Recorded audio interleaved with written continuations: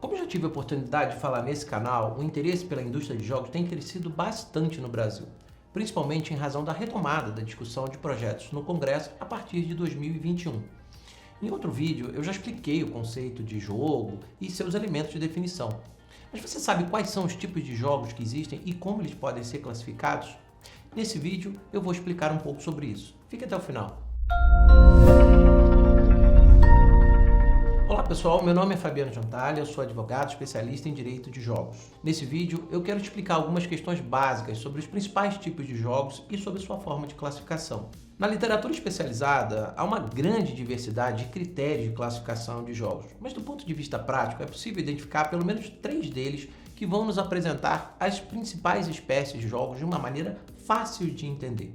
O primeiro critério é quanto à dinâmica. E aqui nós vamos ter a classificação dos jogos como individuais, colaborativos ou competitivos. E é deles que a gente vai tratar nesse vídeo. O segundo critério é aquele que diz respeito aos fatores de êxito ou sucesso no jogo. E aqui nós vamos classificar em jogos de chance ou jogos de habilidade. Nós também vamos ter um vídeo específico sobre isso aqui nesse canal. E o terceiro critério é quanto à definição do prêmio ou recompensa. E aí nós vamos separar os jogos em rateados e bancados.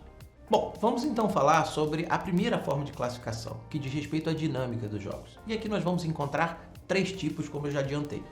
O primeiro tipo é o dos jogos individuais.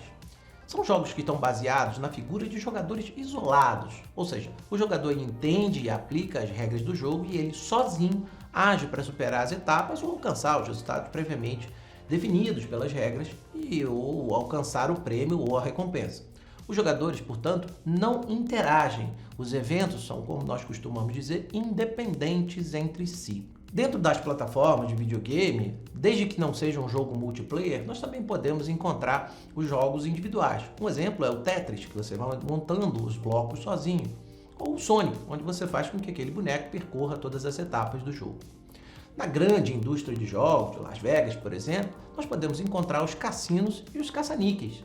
Quando você puxa a alavanca de uma máquina caça-níquel, o que está acontecendo é, na verdade, um jogo individual que você está ali praticando. É você sozinho contra a máquina.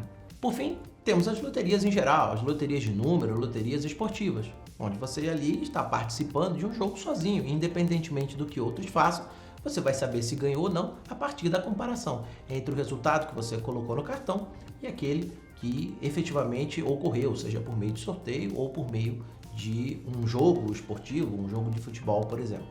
O segundo tipo é o dos jogos colaborativos ou cooperativos.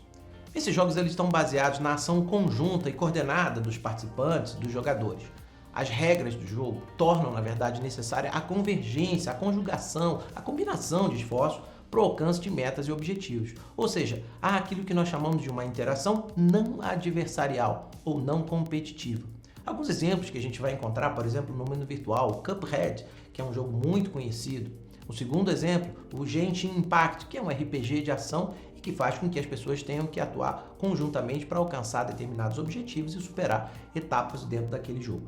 O terceiro tipo é o dos jogos competitivos. Talvez sejam os mais comuns e conhecidos. São aqueles que estão baseados numa disputa, numa interação adversarial dos jogadores. Ou seja, o alcance de metas ou de resultados vai depender da derrota dos demais jogadores ou da superação dos resultados obtidos por eles.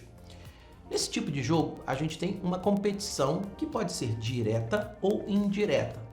A competição direta é aquela em que há a interação mediante um embate ou um confronto clássico do tipo 1 contra 1 ou equipe contra equipe. Há, portanto, quase que um contato direto entre as partes. Um exemplo clássico no mundo das cartas, por exemplo, é o do pôquer, onde você joga contra outros adversários.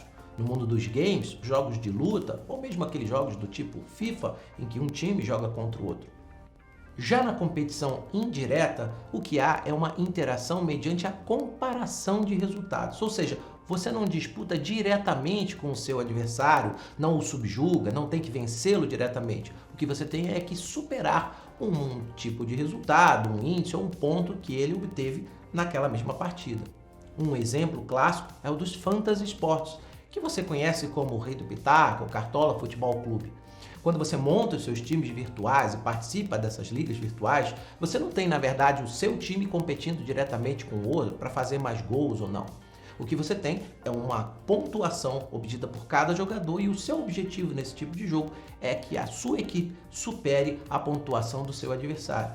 Portanto, eu não tenho um confronto de times, mas sim um confronto de resultados ou de pontuação desses times, como se eles estivessem em paralelo dentro da mesma competição.